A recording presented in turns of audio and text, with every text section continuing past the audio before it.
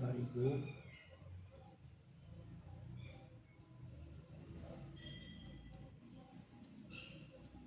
नित्य प्रति 4 प्राणायाम करें।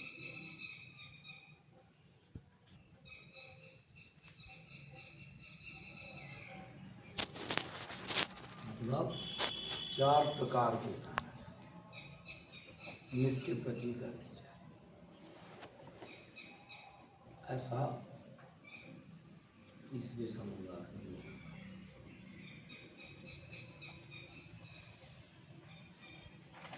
उससे क्या होगा?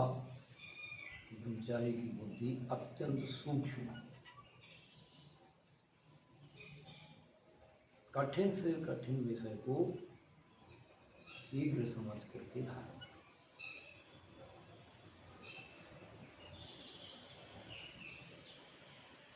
विषय विकारों का वातावरण भीतर से समाप्त। 4 अनिवार्य लिखें, ब्रह्मचारी के लिए ही लिखें। तीसरा समुदाय ब्रह्मचारियों के लिए।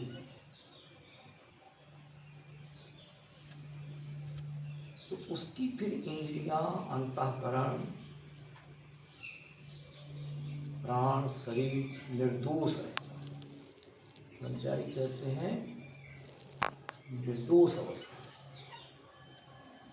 इसके शरीर में, इंद्रियों में, अंतःकरण में, प्राणों में कोई दोष ना हो, उसे ब्रह्मचारी।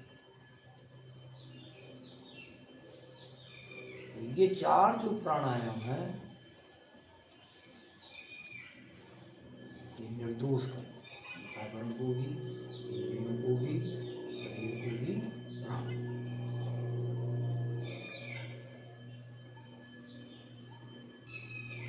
तो मालूम है आपको, ये व्यवहार में नहीं आया हमारे आर्य समाज में, गुरुकुल में नहीं आया। 4 प्राणायाम व्यवहार में कोई आर्य समाज में नहीं करता,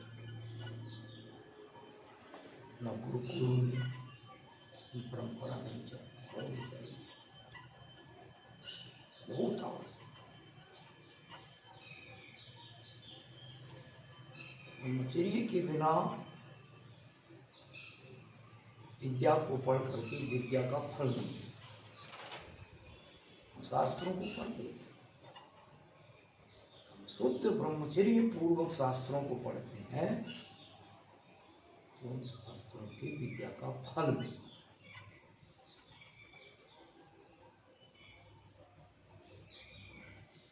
तो इसलिए प्राणायाम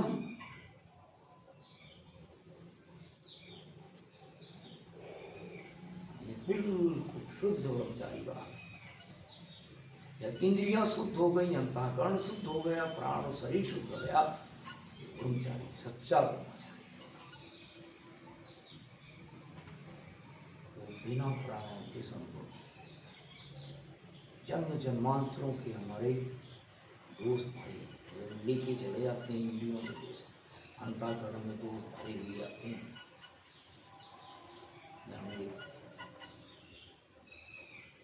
वो प्राणायाम से समाप्त, उनको आप लोगों को शरीर से ये अवश्य पढ़ लिख करके हम आगे जो भी काम करेंगे पूरी तरह से सफल हो जाएंगे हर काम।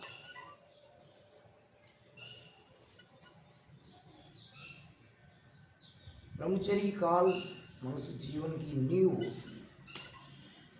ये नींव जहाँ मजबूत हो गई, इमारत हमेशा मजबूत है। पूरा गृहस्थ उच्च कोटि का व्यतीत होता है। वानप्रस्थ और संन्यास, इसकी ये अवस्था सुरक्षित है। ये सुरक्षित अवस्था होगी तो आगे अवस्थाएं सुरक्षित हो जाती है।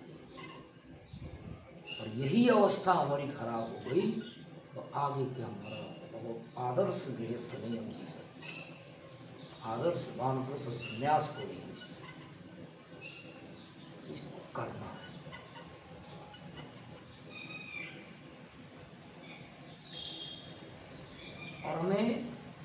ध्यान और समाधि का फल प्रत्यक्ष दिखे। ध्यान और समाधि का फल यही है कि निर्दोष हो जाना, गुणों का भर जाना। जब गुणों से भर जाते हैं, दोषों से रहित हो जाते हैं, निश्चित रूप से हमें ध्यान और समाधि का फल मिलता है। वो प्राणायाम से, प्राणायाम कितने होते हैं? 4। कितने होते हैं? एक तो सांस को बाहर रोकना, उसको बाह्य प्राणायाम। ये जो रामदेव के द्वारा प्रचलित है, इनको प्राणायाम नहीं कहते, हठ योग, कुछ क्रियाएं हैं। प्राणायाम तो सीधा लिखा है, तस्मिन् सति श्वास प्रश्वास संयोगतिर विच्छेदा प्राणायाम। पतंजलि आसन के सिद्ध हो जाने पर श्वास प्रश्वास की गति को हम जब रोक देते हैं, प्राणों को रोकने का नाम, प्राणों को रोक दिए तो क्या कर रहे हैं हम? वो जो कराते हैं कपाल भाती, अनुलोम विलोम, जो भी कराते हैं, उससे का क्या क्या करो, उन्होंने प्राणों को रोकने का विधान नहीं। ये चारों प्राणायाम का नाम है रोको। बाहर सांस को निकाल के रोक दो, अंदर सांस को भर के रोक दो, अंदर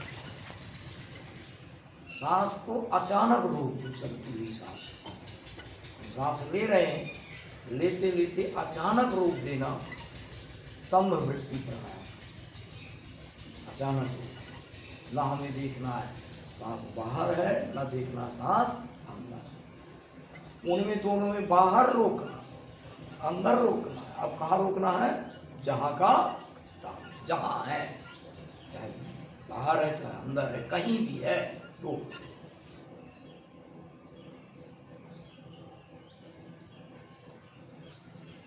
ये 3 प्राणायाम के तो नहीं होंगे, करवाना चाहिए। देखना तुम्हारी इसको पढ़ने में टॉप है,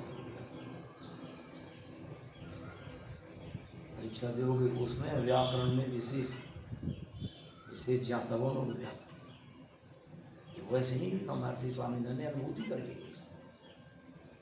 स्वामीनाथन ने सब प्रकार के जितने भी योग के नाम परिचित थी सबको प्रत्यक्ष किया, हठ योग, सब क्रियाएं, कोई भी छोड़ा नहीं, और पतंजलि का भी किया। उनकी अनुभूति सत्य है, और उनकी अनुभूति करने के बाद हमारे लिए, ब्रह्मचारियों के लिए सरल से सरल हिंदी में लिख गए। जो ऋषि दान देखते हैं वो सत्यार्थ प्रकाश, उनकी लिखी हुई बात में कभी मिथ्या बना नहीं। सत्यार्थ प्रकाश लिखा तो सबसे पहले लिखा है सत्यम वदिष्यामि ऋतम वदिष्यामि। इस ग्रंथ में जो भी मैं कहूँगा वो सत्य ही कहूँगा। और जब सत्यार्थ प्रकाश पूरा कर दिया है तब लिखा सत्यम अवादिशम ऋतम। जो कुछ भी लिखा है मैंने गारंटी तो आज तक दुनिया में कोई ऋषि ज्ञान की मिथ्या नहीं साबित कर। वेद सब सत्य विद्याओं का पुस्तक है ना।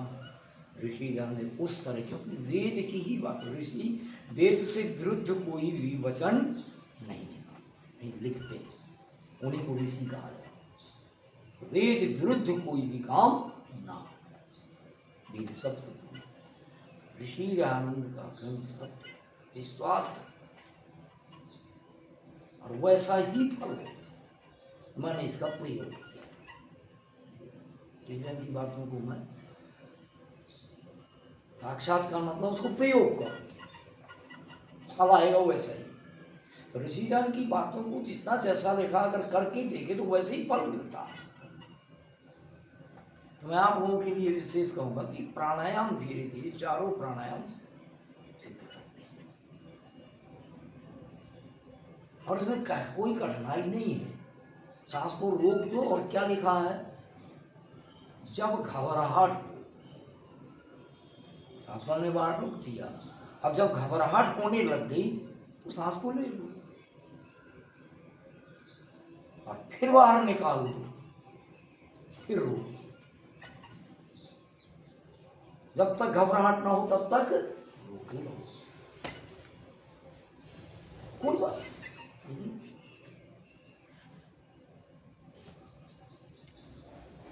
इसको कर लो 5-6 बार, बाहर वाला कर लो 5-6 बार, अंदर वाला कर लो 5-6 बार, अचानक रोकने वाला कर लो, बहुत अच्छा फल आता है। याद रखना, किया करो। ब्रह्मचर्य सब कुछ है, इसकी इंद्रियां अंतःकरण शरीर में दोष है, सबसे ऊंचा जीवन, सफल जिंदगी। ब्रह्मचर्य किसी जानता, ब्रह्मचर्य पर बहुत जोर, और बिना प्राणायाम के नहीं हो सकता। तो बाहर रोकना, अंदर रोकना, अचानक रोकना, और चौथा वाला होता है धक्का देकर के रोकना। अभी आपने पढ़ा भी नहीं, पढ़ाया ध्यान नहीं गया है, और इनको धीरे धीरे आप लोगों को सबको अभ्यास करें। फायदा क्या होता है कि जब आप रोक देते हो ना, प्राणों को हमने रोक दिया, रोकने के बाद जप करना, क्या करना होता है? जप। जप किसे कहते हैं? जप का अर्थ क्या होता है?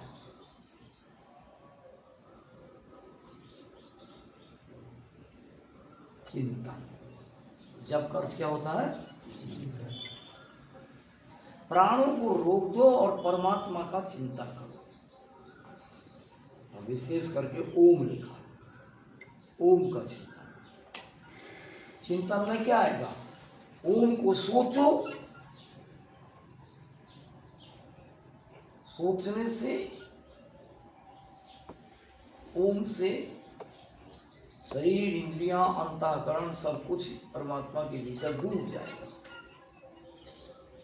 डूबना उसे कहते हैं जब हमारा बाहर से शरीर, इंद्रियां, मन का काम हमारा जब बाहर से रुक जाता है, बाहर का रुक गया और ईश्वर में हो गया। मन हमारा जब ईश्वर को सोचने लग जाएगा तो आत्मा परमात्मा के भीतर डूब जाएगा, और शरीर और इंद्रियां भी हमारी कहाँ हो जाएंगी? परमात्मा के, क्योंकि सबका काम बाहर से रुक गया, अब डूब गए। जब हम सोचेंगे तो क्या हो जाएंगे? डूब जाएंगे। तो उदाहरण दिया जैसे सोना चांदी को अग्नि में डाल देने से तो सोना चांदी के मल भस्म हो जाता है। ऐसे ही जो अपने शरीर, इंद्रियां, अंतःकरण, आत्मा को परमात्मा के भीतर डुबा देता है, तो जहां भी दोष है वो परमात्मा उनको भस्म दह्यन्ते ध्यात्मानां धातु नाम ही यथा मला तथेन्द्रियाणाम दह्यन्ते दोषा प्राणस्य निग्रह। अग्नि के भीतर डाल दिया, अब जहां जहां उसके अंदर दोष है सोने में, वो एक एक को भस्म कर। ऐसे हमारे इंद्रियों में, हमारे मन बुद्धि में, हमारे प्राणों में, हमारे शरीर के सूक्ष्म परमाणुओं में जहां भी दोष है वहां परमात्मा की क्रिया हो। अग्नि में डालने से अग्नि की क्रिया वो सूक्ष्म है, उस सोना चांदी के परमाणुओं में अग्नि प्रवेश कर जाती है। हमारी इंद्रियां, अंतःकरण, प्राणों के अंदर परमात्मा ही भीतर प्रवेश कर सकता है, प्रविष्ट है। और जब वह जिसके अंदर मैल भरा है, जब तक वो मैल को दूर करने वाला भीतर नहीं होगा तब तक दूर नहीं। अग्नि ही धातुओं के मलों को भस्म कर सकती है, कोई नहीं कर सकता। इसी तरह से परमात्मा ही हमारी इंद्रियों के अंदर जो दोष आए हैं, अंतःकरण के जो दोष आए हैं, वो कौन भस्म कर सकता है? केवल परमात्मा, वही इनके भीतर रहता है। अब जब डूब गए, जब सोच लिया हमने उनको तो डूब गए, अब डूबने के बाद फिर आत्मा कहता है प्रभु आपको तो सारी गिनती से मेरे दोष पता है, मुझे नहीं गिनती पता। ये चिंतन होता है, सांस रुकी है और परमात्मा से ऐसी उसकी चर्चा होती है। चर्चा का नाम होता है, परमात्मा को सोचा तो परमात्मा से चर्चा होने का नाम चिंतन। सारी दोष मेरी मालूम है आपको, कितने दोष मेरे शरीर इंद्रियां कितने गिनती मुझे नहीं, मुझे जो विशेष सता रहे हैं वो तो मेरा जल्दी से भस्म कर दो, और बाकी प्रभु चाहता हूँ मुझे जो पता भी नहीं है उन दोषों को मेरी इंद्रियां मेरा अंतःकरण निर्दोष कर दो, और आपके सिवा कोई नहीं। सांस रुकी है और हम परमात्मा से कह, तब ये क्रिया होती है पक्का। अब आप जैसे चिंतन करो और सांस नहीं रुकी, घबराहट हो गई तो ले लो और फिर निकाल के फिर रोक दो, फिर उसी चर्चा को शुरू करो, करवा लो भस्म, करेगा पक्का। तो ऐसे बाहर रोक के 5-6 बार, 3 बार भी कर लो, पहले 3 बार अभ्यास करो, बाहर रोक के 3 बार, ऐसे कहो पड़ा 3 बार में काफी कहा जाएगा। फिर अंदर रोक करके ऐसी करो। जप करना होता है, जप का फायदा है। आप प्राणायाम कर दिया, आपने सांस रोक दी और जप नहीं करे, अर्थात परमात्मा को सोच करके परमात्मा से चर्चा नहीं कर रहे, परमात्मा से अपना बात को नहीं बता रहे हैं, तो प्राणायाम का फल नहीं। हम प्राणायाम रोक के सोच रहे हैं, वहाँ फलाने ऐसे दिखाने फलाना ही बोला नहीं, बाहर चले गए तो हमारा ना शरीर डूबा ना इंद्रियां डूबी। प्राणायाम करने से सारा का सारा शरीर इंद्रियां परमात्मा के भीतर डूब जाते, और डूब जब तक सोना चांदी को नहीं डुबाएंगे तब तक उसके दोष नष्ट नहीं करेंगे, और जब तक हमारी शरीर इंद्रियां अंतःकरण भीतर नहीं डूब जाएंगे तब तक दोष दूर नहीं करेंगे। डुबाना पड़ेगा परमात्मा है तो उनकी, लेकिन हमें क्या करना पड़ेगा? डुबाना। हम बाहर है, हमारे शरीर का संबंध इंद्रियों का, मन का, अंतःकरण का, आत्मा का बाहर संबंध बना है, तो परमात्मा की क्रिया भीतर नहीं। तो चलो उनका अभ्यास ये बहुत बड़ा विज्ञान है, ये ऋषि जानते विज्ञान का प्रयोग हमें करना है, मैं तो कर।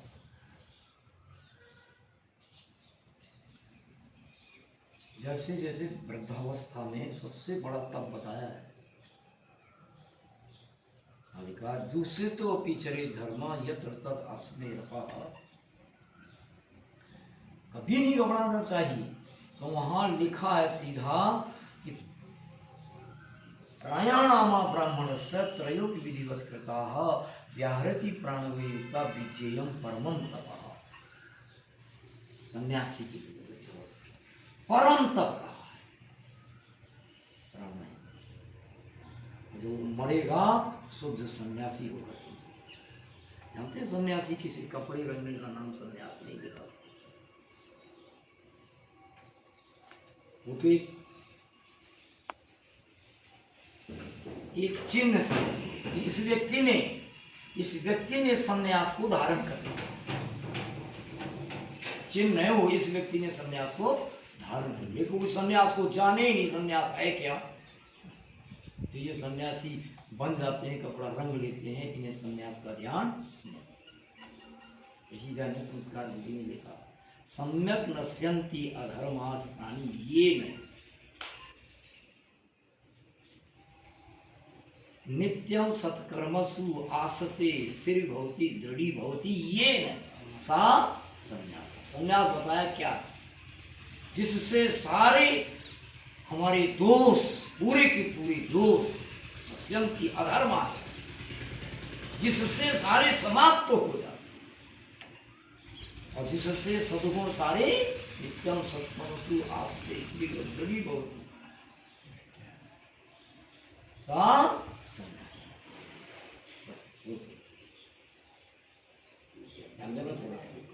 चीजों को मनुष्य जीवन में यही सफलता है कि हम सन्यासी बन जाए। अगर कोई सन्यासी नहीं बना तो मनुष्य जीवन का फल नहीं। तो सन्यासी से कहते हैं सारे दोष भीतर से सारे खत्म हो जाए और सारे गुण बढ़ जाए, शरीर में भी संपूर्ण गुण भर लिए। तो वो सन्यासी बन जाता है तो धर्म पत्नी को कहते हैं उनको भी अपने से तो अब नहीं उनकी सेवा की जरूरत। कहते बुढ़ापे में क्या होगा जी? बुढ़ापे में जो शरीर निर्दोष है, इंद्रियां निर्दोष है, अंतःकरण निर्दोष है, और काकी विचरे किसी भी प्रकार की समस्या नहीं आती। अवस्था में वो लिखा तो सारे दोष खत्म और सारे गुण से भर जाता है, जिससे उसका नाम संन्यास। और वो क्या है, मैंने जो ढूंढा वो है प्राणायाम। क्या है वो? प्राणायाम। स्पष्ट लिखा, दह्यन्ते ध्यानात्मानां धातु नाम ही यथामला तथेन्द्रियाणाम दह्यन से दोषा प्राणस्य। जैसे धातु के मल सारे दोषों को नष्ट करके और उसके अंदर पूरा गुण भर देती है। सोने के अंदर जितनी चमक रूपी गुण होता है वो संपूर्ण आ जाता है। सोना चांदी का गुण पूरा भर जाता है और दोष पूरी तरह से नष्ट हो जाता है जब सोना चांदी को अग्नि में डुबा दिया। ऐसे शरीर इंद्रियों में जितने भी दोष हैं वो संपूर्ण नष्ट हो जाते हैं और पूरे गुण भर जाते हैं अगर विधि पूर्वक प्राणायाम तब वो बनता है सन्यासी। तो मेरा कहने का बेटा तात्पर्य वो तो मैं वृद्ध लोगों को, बड़े ऊंचे लोगों के लिए यही एक शस्त्र बताया, तब वो शुद्ध सन्यासी होकर दुनिया के अंधकार को समाप्त, गुणों से भरा हर एक भी दोष नहीं है, तब जाकर के संसार के प्रवाह को, उल्टे प्रवाह को एक व्यक्ति समाप्त हो गया। एक शंकराचार्य पूरा नास्तिक देश हो गया था संपूर्ण, और एक व्यक्ति ने पूरी तरह से नास्तिकता पूरी देश की एक व्यक्ति ने खत्म कर। शुद्ध सन्यासी था उस शंकराचार्य। जैन और बौद्धों का राज्य हो गया था ये, और पूरा नास्तिक बन गया, ईश्वर को पूरा और पूरा का पूरा आस्तिक बन गया था। पूर्ण संपूर्ण राजा महाराजा सब लग गए थे और सब जगह वैदिक स्थापना पूरी तरह से, वेद ही सब कुछ है, ये प्रतिष्ठित हो गया था। दुनिया ने मान लिया था कि उन्होंने कह दिया था कुछ नहीं है ईश्वर, कोई वेद नाम की चीज नहीं, व्यर्थ की बकवास है। जैनियों का काफी लंबा राज्य रहा यहाँ 300 वर्ष। 300 वर्ष में सारा का सारा सब कुछ मिटा दिया। 100 वर्ष में कितना नहीं बर्बाद हो गया, और इस 100 भी नहीं हुए हमारे देश को आजादी हुई, और कांग्रेस ने कितना नहीं बर्बाद कर दिया। 300 वर्ष जिसका पूरा नाश थे वो कितना बर्बाद कर देगा। और उन्हें एक ही व्यक्ति ने, ऐसी महर्षि दयानंद आए, जब ही जाकर के देश की हवा बदल गई। गुलामी का काल था, कोई सोच भी नहीं करता स्वतंत्रता कोई चीज है, हवा बदल गई। अगर स्वतंत्रता की लहराई, स्वतंत्रता जो देश हुए तो स्वामी धन की वजह से। अंग्रेजों ने कहीं सूर्य नहीं उधर होता था, सब जगह राज्य था। और जब ऋषि दयान का हुआ है ना प्रादुर्भाव, उसी समय सारी जगह से इनका जो आधिपत्य था ना, सारी जगह से समाप्त हो, यहाँ से तो उखड़ ही गया। अगर 10 साल और जी जाते पूरी तरह से एक व्यक्ति क्या नहीं कर सकता। ऐसे हमें योजना बनानी चाहिए, ब्रह्मचारियों को ऐसे ही तो करना चाहिए। उनको ब्रह्मचारी है, सोच लानी चाहिए, तो ये हो जाएगा प्राण, इतनी अच्छी जीवन तुम्हारा बनेगा। मैं स्वामी दयानंद का जब गृहस्थ पढ़ता हूँ ना, चौथा समुदाय लिखा है, वेदान अधीत्य वेद हुआ वेदम वापि यथा क्रमम अभिप्लुतो ब्रह्मचर्य गृहाश्रम। उन्होंने लिखा गृहस्थ में किसको जाने का अधिकार है, जिसका ब्रह्मचर्य खंडित न। ब्राह्मण क्षत्रिय वैश्य द्विज, द्विजों की शादी होती है, वेद कहता, वेद के अनुसार द्विजों का विवाह संस्कार नहीं होगा जिसका ब्रह्मचर्य खंडित। ब्रह्मचर्य काल पढ़ता था, विद्या पढ़ करके, ये प्राणायाम करके वो बिल्कुल निर्दोष होता था। वो गृहस्थ में जाता था, तब जाके गृहस्थ का फल मिलता था। गृहस्थ का फल दुखी होना नहीं है।